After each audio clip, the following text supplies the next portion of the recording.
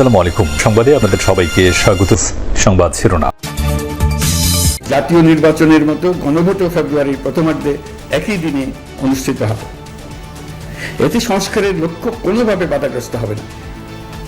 নির্বাচন আরো উৎসবমুখর ও সাশ্রয়ী হবে। একই দিনে হবে সংসদ নির্বাচন এবং গণভোট। ভোটের অনুপাতে উচ্চকক্ষ গঠন, সনদ বাস্তবায়ন আদেশের আলাদা আলাদা বিষয়ে আপত্তি দলগুলোর।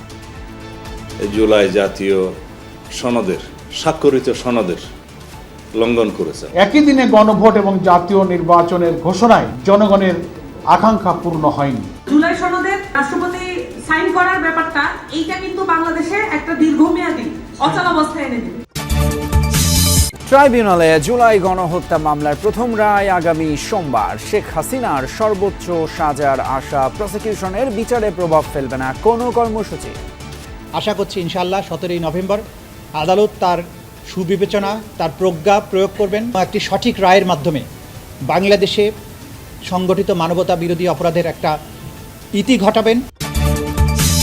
রাজশাহীতে বিচারকের বাসায় ঢুকে স্কুল পড়ুয়া ছেলেকে কুপিয়ে হত্যা, আহত স্ত্রী, হামলাকারী যুবক পূর্ব পরিচিত বলছে পুলিশ। স্যারের ওয়াইফও বাঁচানোর জন্য ছেলেকে বাঁচানোর আগে গেছে, ওনাকেও স্টেপ করেছে। উনিও সিরিয়াস ইনজুর্ড, উনি ওটিতে আছেন বর্তমানে, ওনার অবস্থাও খুব একটা ভালো না। ওই ছেলের নামে একটা জিডি ছিল সিলেটে, ওই জিডির মারুপাতে খুঁজতে খুঁজতে স্যারের বাসায় আক্রমণ করছে। নির্বাচন সামনে রেখে রাজনৈতিক দলগুলোর সাথে ইসির ধারাবাহিক সংলাপ শুরু। পোস্টারে ছড়াছড়িতে সিইসির ক্ষোভ, দ্রুত সরানোর নির্দেশনা। ফেব্রুয়ারির প্রথমার্ধেই অনুষ্ঠিত হবে সংসদ নির্বাচন এবং একই দিন গণভোট। 4টি বিষয়ের ওপর একটি প্রশ্নে হ্যাঁ না ভোট হবে জানিয়েছেন প্রধান উপদেষ্টা ডক্টর মোহাম্মদ ইউনূস। দুপুরে জাতির উদ্দেশ্যে দেয়া ভাষণে তিনি বলেন, এতে সংস্কার বাধাগ্রস্ত হবে না। দলগুলোর ভোটের অনুপাতে উচ্চকক্ষ হবে বলেও জানান প্রধান উপদেষ্টা। এর আগে উপদেষ্টা পরিষদের সভায় জুলাই জাতীয় সনদের অনুমোদন দেয়া হয়। এর পরপরই সেটির গেজেট প্রকাশ করা হয়। প্রিয় দেশবাসী, জুলাই সনদে রাজনৈতিক দলগুলোর স্বাক্ষরের পর আলোচনায় আসে এর বাস্তবায়ন প্রক্রিয়া নিয়ে। সংসদ নির্বাচনের দিন নাকি নির্বাচনের আগেই গণভোট, এ নিয়ে মতানৈক্য তৈরি হয় প্রধান রাজনৈতিক দলগুলোর মধ্যে। এমন পরিস্থিতিতে এ বিষয়ে সিদ্ধান্ত নেবেন প্রধান উপদেষ্টা নিজেই। আপনি হ্যাঁ বা না ভোট। বৃহস্পতিবার উপদেষ্টা পরিষদের বৈঠক শেষে জাতির উদ্দেশ্যে ভাষণ দেন প্রধান উপদেষ্টা ডক্টর মোহাম্মদ ইউনূস। 13 মিনিটের ভাষণে মূলত জুলাই জাতীয় সনদ বাস্তবায়ন বিষয়ে কথা বলেন প্রধান উপদেষ্টা। গণভোটের সংখ্যাগরিষ্ঠ ভোট জানান, জুলাই সনদের অনুমোদন দিয়েছে উপদেষ্টা পরিষদ। তিনি বলেন, সংস্কার ইস্যুতে বড় ধরনের কোনো মতপার্থক্য নেই। জুলাই সনদ একটি বড় কাজ বলে উল্লেখ করেন ডক্টর ইউনূস। রাজনৈতিক দলগুলো কর্তৃক স্বাক্ষরিত জুলাই সনদকে মূল দলিল হিসেবে ধরে নিয়ে অন্তর্বর্তী সরকার আজকের উপদেষ্টা মণ্ডলীর সভায় জুলাই জাতীয় সনদ সংবিধান সংস্কার বাস্তবায়ন আদেশ 2025 অনুমোদন করেছে। এটা বিরাট খবর। প্রয়োজনীয় স্বাক্ষর শেষে এটি ইতিমধ্যে গেজেট নোটিফিকেশন করার পর্যায়ে পৌঁছে গেছে। গণভোটের বিষয়টিও স্পষ্ট করেন প্রধান উপদেষ্টা। জানান, ভোটের দিনই হবে গণভোট। আমি জাতীয় সংসদ নির্বাচনের দিনই গণভোটের আয়োজন করা হবে, অর্থাৎ জাতীয় নির্বাচনের মতো গণভোটও ফেব্রুয়ারির প্রথমার্ধে একই দিনে অনুষ্ঠিত হবে। এতে সংস্কারের লক্ষ্য কোনোভাবে বাধাগ্রস্ত হবে না। নির্বাচন আরো উৎসবমুখর ও সাশ্রয়ী হবে। গণভোটের সংখ্যাগরিষ্ঠ ভোট হ্যাঁ সূচক হলে আগামী সংসদ নির্বাচনে নির্বাচিত প্রতিনিধি নিয়ে একটি সংবিধান সংস্কার পরিষদ গঠিত হবে। পরিষদ তার প্রথম অধিবেশন শুরুর তারিখ হতে।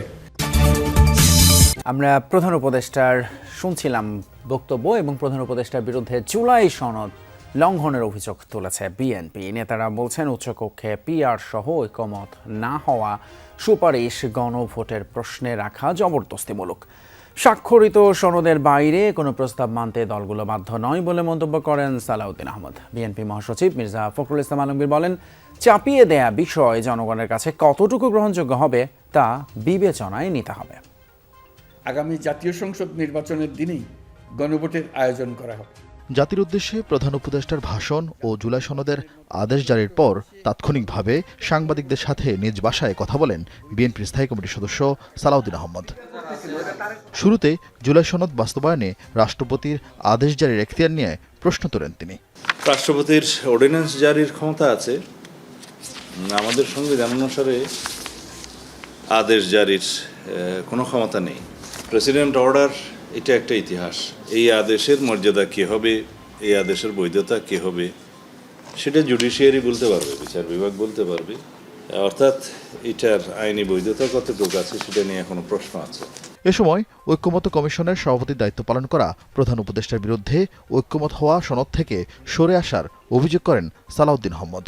বলেন, সংসদের উপর কোনো কিছু চাপিয়ে দেওয়া সার্বভৌমত্বের উপর হস্তক্ষেপের শামিল। এতে ঐক্যের পরিবর্তে বিভাজন তৈরি হবে।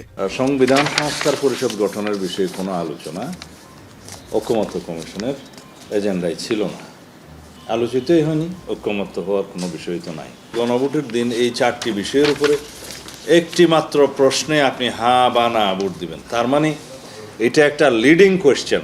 যেমন আপার হাউস সংসদ ভোটারদের প্রাপ্ত ভোটের অনুপাতে হবে, সেই বিষয়টা তো এখানে জবরদস্তি করা হলো যে আপনি হয় পুরো হ্যাঁ বলবেন অথবা না বলবেন। এখানে কোনো দফাওয়ারি হ্যাঁ না বলার কোনো বিষয় নাই।